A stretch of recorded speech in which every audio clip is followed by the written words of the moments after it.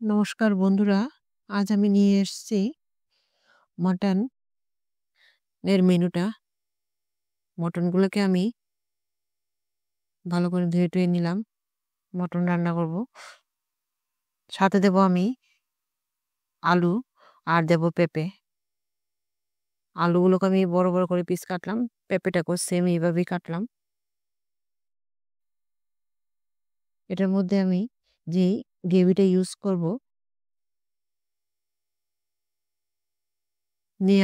নিলাম আমি 1 বাটি কুচানো পেঁয়াজ, নিলাম আদা রসুন, এগুলোকে আমি পেস্ট করব। আর এখানে নিলাম স্টার, জায়ফল আর কালো বড় এলাচিগুলো একটা নিলাম, একটা স্টার, একটা জায়ফল আর একটা বড় এলাচি।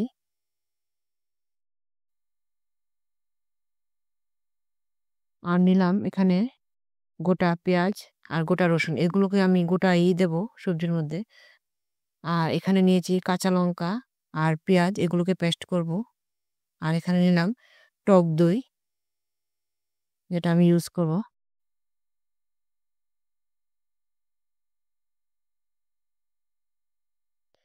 প্রথমে আমি মাংসগুলোকে মেখে নেব। 1-2 মশলা দিয়ে মেখে আমি আধা ঘন্টার জন্য এটাকে রেখে দেবো। দিলাম হলুদ,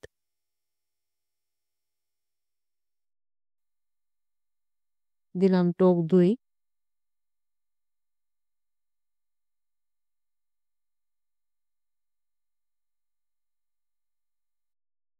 দিয়ে দেবো আমি লঙ্কা পাউডার। আর কিছুই দেব না। এগুলো দিয়ে আমি ভালো করে মেখে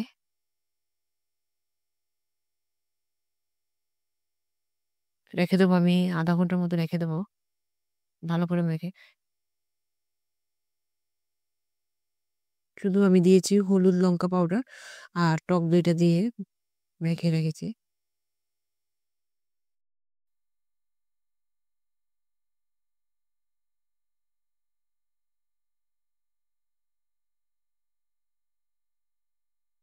আর কিছু দেয়নি আমি এটার মধ্যে। একটু লেবু, পাতি লেবুর রস দিয়ে দিয়েছি।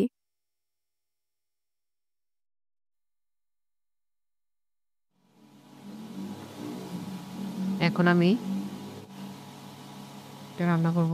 প্রথমে আলু আর পেঁপেটাকে আমি ফ্রাই করে নেব। প্রথমে আলুটা ফ্রাই করব।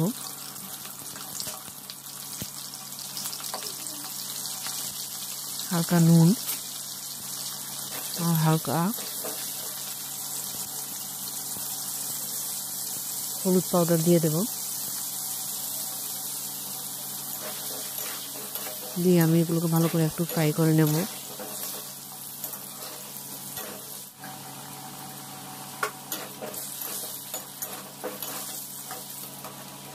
আলুগুলো ফ্রাই হয়ে গেছে, এখন এগুলো আমি নামিয়ে নেব।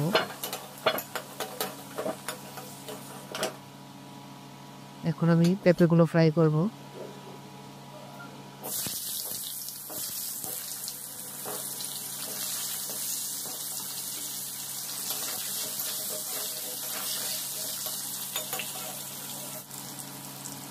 পেঁপের মধ্যে আমি কিছু দেবো না, নুন হলুদ কিছুই দেবো না। পেঁপেগুলোকে খালি ফ্রাই করব।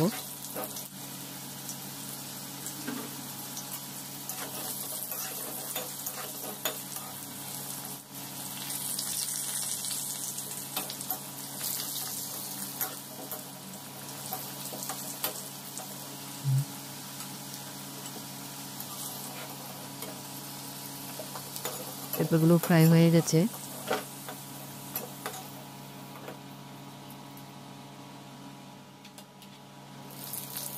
এখন আমি দিলাম 2টো তেজপাতা, 3-4টা শুকনো লঙ্কা, দিয়ে দেবো স্টার, জায়ফল আর হলো বড় এলাচি। দিলাম কুচানো পেঁয়াজগুলো। এগুলোকে আমি একটু লাল করে ফ্রাই করব।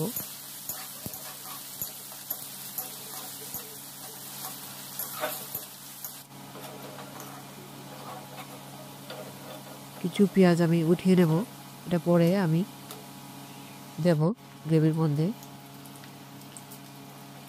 আর কিছু রেখে দিয়েছি। এখন আমি এটার মধ্যে এটাকে একটু সাইড করে আমি দিয়ে দেবো জিরা গোটা জিরা,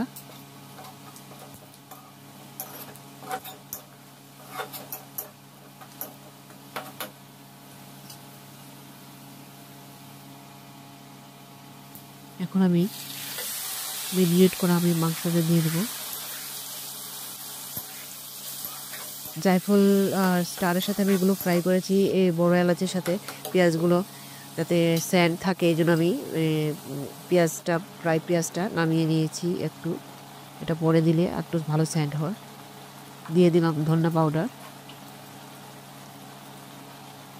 দিয়ে দিলাম জিরা পাউডার,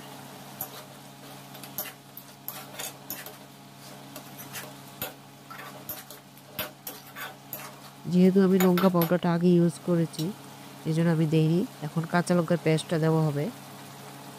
দিয়ে দিলাম হালকা হলুদ, আগেও দিয়েছিলাম কিন্তু দিয়েছিলাম কম, এখন একটু দিয়ে নাও।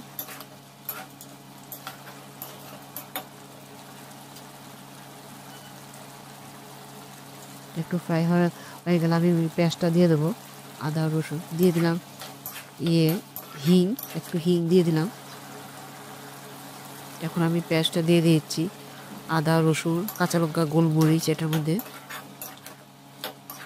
পেঁয়াজ পেস্ট করা সবগুলো একসাথে দিয়ে দিলাম পেস্ট করে।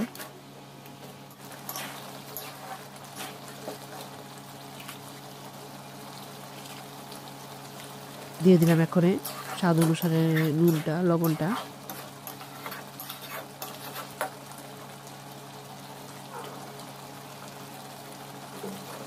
দিয়ে দিলাম গরম মশলা পাউডারটা।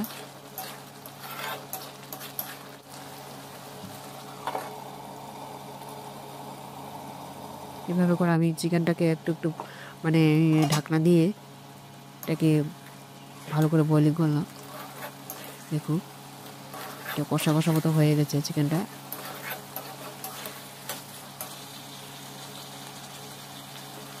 দিয়ে দিলাম গোটা রসুন আর পেঁয়াজ।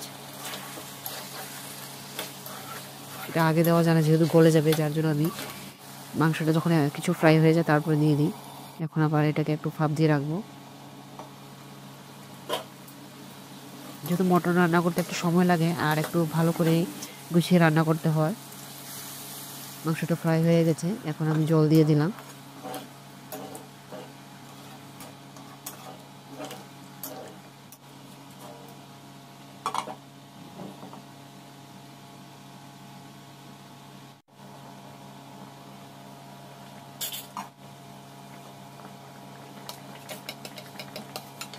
ঝোলটা ফুটে উঠেছে, এখন আমি আলু আর পেঁপেটা দিয়ে দিলাম।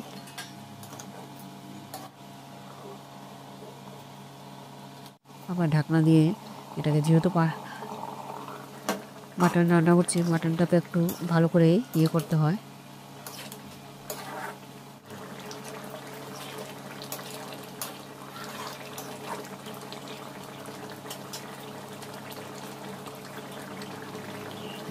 দিয়ে দেবে এখন টমেটোটা।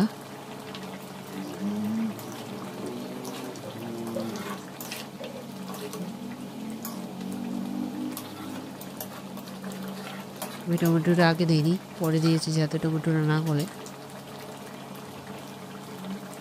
দিয়ে দিলাম আবার একটু গরম মশলা, যাতে ভালো করে এটা গন্ধটা ভালো করে হয়। আমার মটনটা হয়ে গেছে।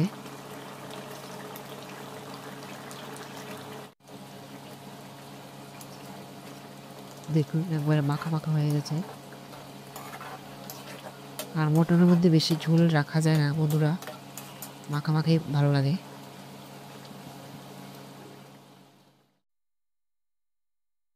ভিডিওটা যদি পছন্দ হয় বন্ধুরা, লাইক শেয়ার কমেন্ট করবে।